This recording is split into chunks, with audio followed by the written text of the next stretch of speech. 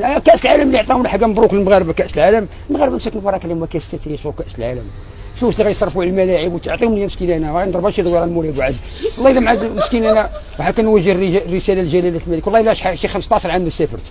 المغرب تبنى عرفتي المغرب تبنى من العهد ديال محمد السادس لهنا من نهار تبنى المغرب. شوف دابا انا عايش في كازا تبنات عليا كازا تبنات شحال من مدينه ما عمري ما خدمت نهار.